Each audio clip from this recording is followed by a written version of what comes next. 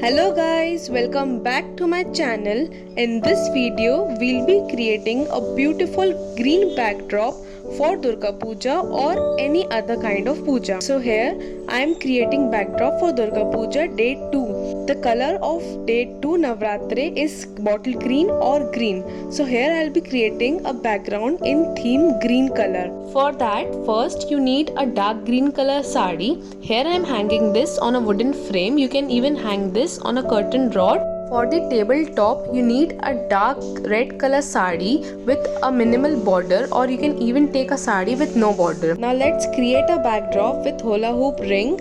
For that you need a hula hoop ring of medium size, some orange and yellow garlands for that festive look. Now what you need to do is just attach one end of one garland with sellotape and the other end of the other garland with the same sellotape, and just start wrapping simultaneously both of them together, and you can see how nicely they are being wrapped. Similarly, attach the other ends with the sellotape.